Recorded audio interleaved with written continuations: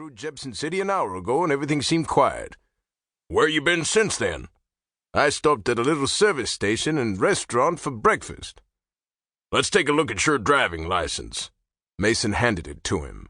The man started to return it, then looked at it again. Say, he said, you're Perry Mason, the big criminal lawyer. Not a criminal lawyer, Mason said patiently. A trial lawyer. I sometimes defend men who are accused of crime. What are you doing up in this country? Going fishing. The deputy looked at him suspiciously. Why aren't you wearing your fishing clothes? Because, Mason said and smiled, I'm not fishing. You said you were going fishing. I also intend, Mason said, to go to bed tonight. According to you, I should be wearing my pajamas. The deputy frowned. The traffic officer laughed and waved Mason on. The deputy nodded at the departing car. Looks like a live clue to me, he said, but I can't find it in that conversation. There isn't any, the traffic officer said. The deputy remained dubious, and later on, when a news-hungry reporter for the local paper asked the deputy if he knew of anything that would make a good story, the deputy said that he did. And that was why Della Street, Perry Mason's confidential secretary, was surprised to read stories in the metropolitan papers stating that Perry Mason, the noted trial lawyer, was rumored to have been retained to represent the person or persons who had looted the vault of the Jebson Commercial Company. All this had been arranged, it would seem, before Mason's client had even been apprehended. When Perry Mason called his office by long distance the next afternoon, Della said, I thought you were going to the mountains for a vacation. That's right. Why? The papers claim you're representing whoever robbed the Jebson Commercial Company. First I've heard of it, Mason said. I went through Jebson City before they discovered the robbery, stopped for breakfast a little farther on, and then got caught in a roadblock. In the eyes of some officious deputy, that seems to have made me an accessory after the fact.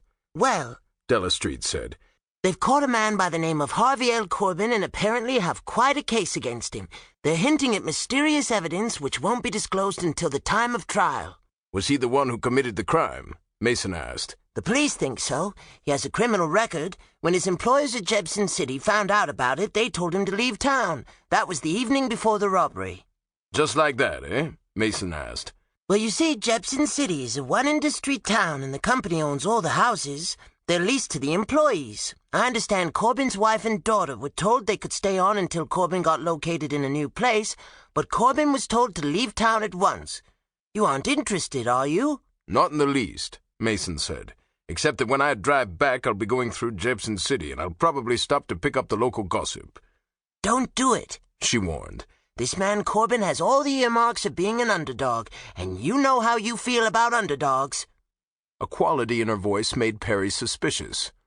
You haven't been approached, have you, Della? Well, she said. In a way.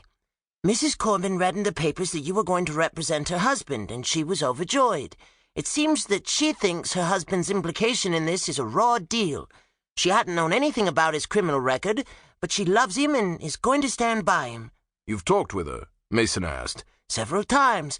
I tried to break it to her gently. I told her it was probably nothing but a newspaper story. You see, Chief, they have Corbin dead to rights. They took some money from his wife as evidence. It was part of the loot. And she has nothing? Nothing. Corbin left her $40 and they took it all as evidence. I'll drive all night, he said. Tell her I'll be back tomorrow. I was afraid of that, Della Street said. Why did you have to call up? Why couldn't you have stayed up there fishing? Why did you have to get your name in the papers? Mason laughed and hung up. Paul Drake of the Drake Detective Agency came in and sat in the big chair in Mason's office and said, You have a bear by the tail, Perry.